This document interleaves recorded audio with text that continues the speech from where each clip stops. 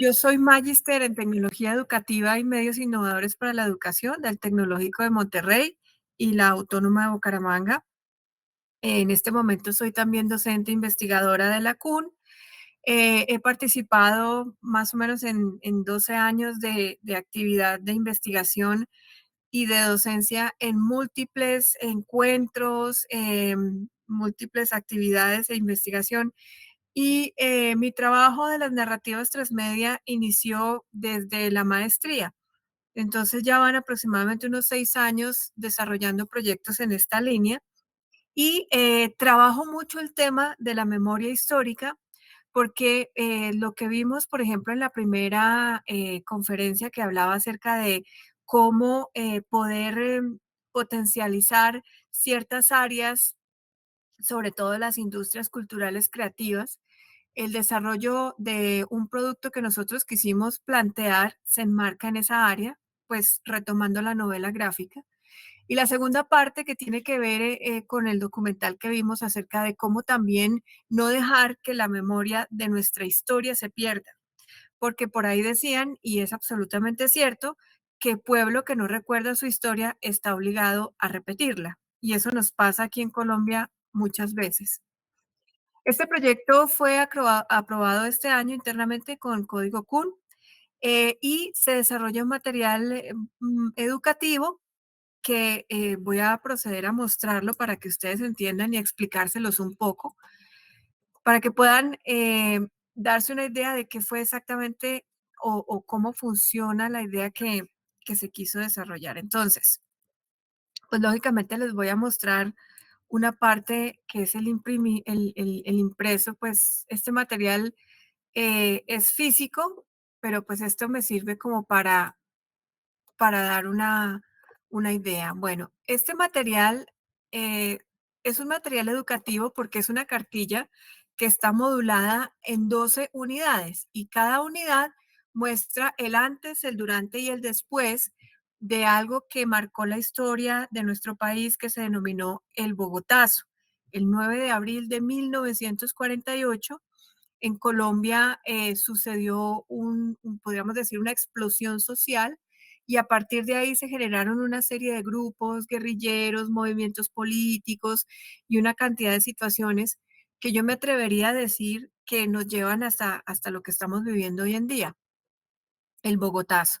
Entonces, iniciamos contando quién era Jorge Eliezer Gaitán, que es nuestro podríamos decir, principal personaje en el desarrollo de este material educativo. Y como ustedes lo pueden ver aquí, lo desarrollamos a través del cómic. Am, este material se implementó en algunos colegios y también en grupos de jóvenes como los Scouts y tuvimos una acogida muy interesante a través del proceso de estudio que se ha dado sobre la aplicación del material, porque nos damos cuenta que la novela gráfica sigue siendo una forma muy contundente para mostrar información de una manera muy condensada, teniendo en cuenta que pues hoy en día a los muchachos les cuesta tanto escribir y leer. Entonces consideramos que es una opción para que los chicos empiecen a conocer de una manera mucho más didáctica y mucho más divertida la información. Y luego no tenemos preguntas ni ejercicios, tenemos retos. Y los retos que nosotros le planteamos a los alumnos, por ejemplo, este reto, que busquen en la ciudad de Bogotá dónde murió Gaitán y se tomen una selfie. Ese, por ejemplo, es un reto. Pero es que ubicar geográficamente a los estudiantes en un espacio que ellos entiendan qué era la séptima, que entiendan por qué, dónde sucedió el asesinato y demás, les permite evocar mucho más las condiciones y las características, ¿no? También tenemos el tema de QRs acá, y aquí es donde esta narrativa se vuelve transmedia, porque estos, qué pena con el sonido ahí de fondo, estos QR eh, eh, nos permiten profundizar en la idea a través de videos, a través de podcasts, inclusive a través de fragmentos de testimonios. Entonces, se convierten en una experiencia inmersiva del estudiante en este recorrido histórico para que conozca eh, las características de un personaje, un político, que fue muy importante en nuestra historia nacional. Entonces, si ustedes se dan cuenta, tenemos un eje que es la historia de Gaitán, que se despliega en diferentes elementos, video, podcast y novela gráfica, y que constituye una narrativa transmedia. Y la manera como esta cartilla está modulada y está construida es evidentemente un material pedagógico innovador que en este momento está en la fase, digamos, de aplicación, y que pues evidentemente pues se convierten en una manera interesante de transmitir el conocimiento. Entonces ahora les voy a mostrar los resultados de ese proceso que hemos hecho investigativo sobre la aplicación de este material, como les digo, a grupos de estudiantes. Entonces, bueno, nuestro objetivo general fue evaluar el aprendizaje generado por medio de este material y como objetivos específicos teníamos establecer los resultados de aprendizaje, determinar el aumento en competencias narrativas utilizando esta convergencia de elementos sonoros multimediales y establecer cómo trabajan los alumnos con este material, entendiendo que aquí el alumno se vuelve un prosumidor del conocimiento. Este término yo lo quiero traer a colación porque si bien hoy en día usamos el término prosumidor diciendo que todo el mundo se convierte en prosumidor porque todo el mundo hace publicaciones y hace retweets, no necesariamente eso es lo que quiere decir prosumidor. Prosumidor implica que haya una apropiación del conocimiento y que ese espectador, ese consumidor, a su vez se convierta en un productor de algo válido, de algo interesante. Para desarrollar este trabajo, este aspecto, utilizamos primero una fase exploratoria y aplicamos posteriormente la fase exploratoria, la trabajamos mediante un método cualitativo de entrevistas a profundidad y focus. Y en la segunda fase aplicamos ya un proceso más riguroso, digamos, a través de una encuesta. eh, Evidentemente, primero aplicando un taller en el que pues proporcionábamos el material impreso a los estudiantes, ellos interactuaban con este material, desarrollábamos un módulo, eh, lógicamente leían la historia, disparaban los QRs con los códigos, los videos y finalmente producían un elemento gráfico. Ese fue como todo el proceso. Y sobre eso aplicamos una encuesta. Entonces, aquí pues pueden ver la portada y la contraportada del material impreso y físico y luego los elementos internos del material. Aquí tenemos la aplicación en un grupo de estudiantes, en este caso ya estudiantes universitarios, en su gran mayoría, digamos que pertenecen a las escuelas de bellas artes. La primera fase se hizo entre niños y niñas de un rango de 12 a 14 años, pero resulta que los niños y niñas tuvieron algunos problemas en cuanto a la interacción con los elementos como los QRs y todo este tipo de cosas. Entonces subimos el material a una edad un poco, ¿no?, más avanzada, como en este caso chicos de 17 a 24 años, en su gran mayoría estudiantes de primero a sexto, séptimo semestre universitario, y nos dimos cuenta que el material tuvo mejor provecho porque realmente los chicos sí lograron interactuar con el material, sí lograron sacarle provecho, sí lograron creación de elementos como estos que ustedes ven acá. Estos avisos que ustedes ven aquí, estos elementos gráficos fueron generados por esos estudiantes con quienes desarrollamos el ejercicio. Y en su gran mayoría es el resultado de esa apropiación del conocimiento y de esa percepción que ellos también tienen del hecho. Por ejemplo, acá este llama la atención porque lo muestra como un proceso casi que un proceso de muerte, por decirlo así, pero es que después de leer el cómic, de ver los videos y de ver los testimonios, ellos sacaban como conclusión que lógicamente el Bogotazo fue un proceso de mucho miedo, fue un proceso casi que cataclísmico. Y pues si nos ponemos a detenernos en la magnitud que tuvo el evento, digamos que sí, que se puede retomar. hablan mucho de la figura de Jorge Eliezer Gaitán, evidentemente como el protagonista, y esta frase, por ejemplo, le escaló mucho. Yo no soy un hombre, soy un pueblo, que fue una frase que inmortalizó a Gaitán en este proceso. Entonces, en ese sentido, ¿qué fue lo que encontramos al aplicar esta encuesta? Que los QRs dentro de los elementos se convierten en, en una facilidad de la navegación y consideramos que mientras que el QR direccione de manera adecuada la información, es una herramienta y no un distractor. En relación a la narrativa, encontramos que les parece muy positivo, muy interesante trabajar la historia a través de la novela gráfica, en este caso del cómic, les llama mucho la atención y pues se evidencia en esa apropiación del conocimiento que generó el desarrollo de estas piezas. En relación a la emoción, y aquí quiero traer algo bien interesante, porque tenemos que hay un 37% de personas que les produce nostalgia, ¿cierto? Y entonces yo me ponía a pensar y a reflexionar cómo le va a producir nostalgia a una generación que tiene en este momento 18 años y que de pronto escuchó hablar del Bogotazo con los abuelos o en fin, cómo les produce nostalgia. Pero fíjense que es un sentimiento que ellos apropiaron, eh, que les dio como cierta inclinación. Otra cosa muy curiosa, el 41% no se aburrió, que pues de todas maneras preguntamos lo bueno y lo malo, el 41% no se aburrió porque esto es una escala de Likert, donde lo verde es el 1, perdón, lo azul aguamarina es el 1 y lo verde es el 5. Entonces, el 41% no se aburrió con el ejercicio, lo cual nos pareció muy interesante. Mm, la gran mayoría encuentra mucha afinidad en relación a la creación de personajes, a las historias, a la narración y al dominio del tema.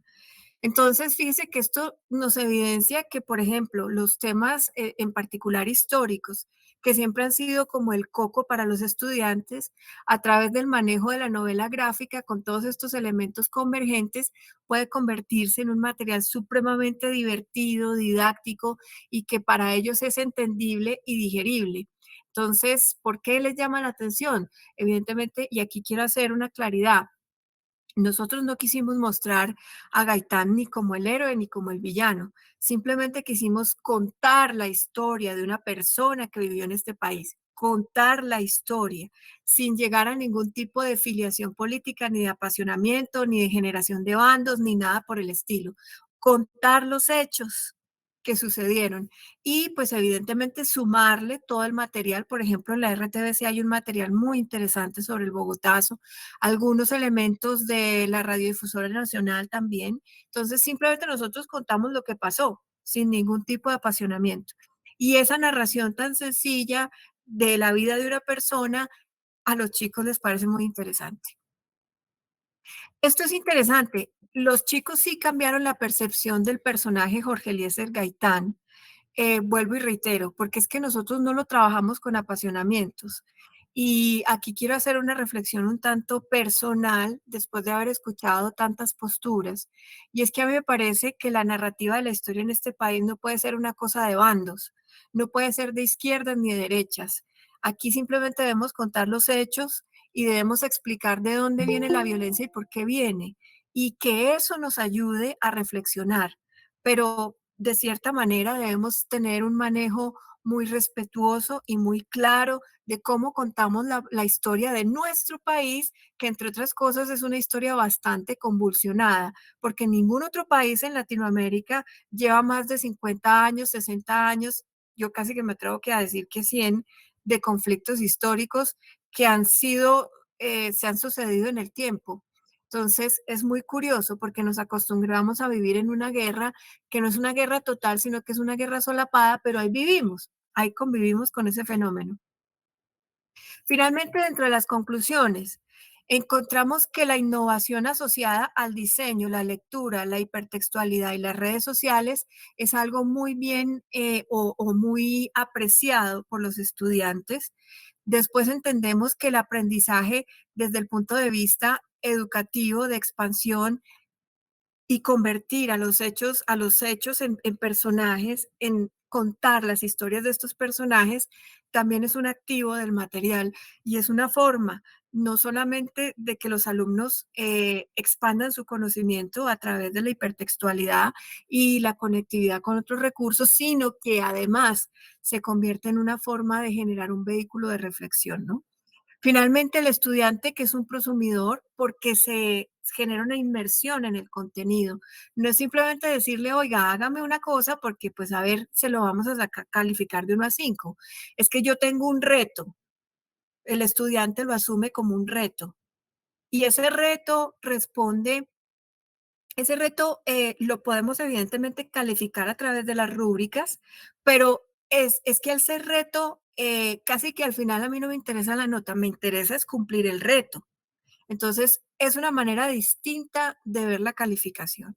Y finalmente, claro, esto está enmarcado en las industrias culturales creativas, que en nuestro país se denominó la economía naranja, pero que finalmente es una industria o son industrias que a nivel internacional mueven unas mecánicas muy interesantes y que se suman o que se basan mejor en algo que es muy propio de nosotros, que es la cultura y que es única e irrepetible. Bueno, esto era básicamente lo que yo quería comentarles el día de hoy. Y bueno, no sé si ahora habrá un espacio para preguntas, imagino. Pues bueno, en este momento nosotros el material lo tenemos a disposición de entidades educativas que lo quieran utilizar y estamos en el proceso de investigación. Esta no es una narrativa transmedia abierta, es una transmedia cerrada en la medida en que solamente quienes tienen el material pueden participar de la ecología del medio, ¿no? De todo el ensamblaje que tiene como tal la narrativa. Em, pero fíjese, profe Luis Fernando, que hay algo muy interesante. Yo siempre saco a colación el desarrollo de Cuatro Ríos, que es una narrativa transmedia abierta sobre el tema de la violencia, de esta convergencia de los ríos del Naya, que está ahí, que está ahí y que pues la gente, inclusive los profesores, los docentes, la podrían utilizar para explicar muchos contextos de violencia. Pero yo que percibo que hay mucho desarrollo que está trabajando este tema, pero que poco se difunde. En este caso en particular, este es un desarrollo que se procuró, digamos, con la idea primero de sustentar el grado de la maestría y ahora, pues evidentemente, finalizar el grado del doctorado. Pero vuelvo y reitero, el material está ahí para quien lo quiera utilizar, para quien lo quiera trabajar, igual que la metodología desarrollada y todos los procesos que van en suma con todo lo que se ha hecho. Pues yo que, bueno, por ejemplo, lo que considero es que, mm, y lo digo ya desde un punto de vista muy personal, porque yo también dirijo aquí en la CUN y en otras instituciones educativas proyectos de especialización y de grado. La inteligencia artificial desde el punto de vista escrito, porque pues el gráfico es evidente que la creación de imágenes pues es una cosa maravillosa. Eh, y sería fantástico, por ejemplo, implementar imágenes creadas por inteligencia artificial en el desarrollo de una transmedia, por ejemplo. Pues sería bien interesante.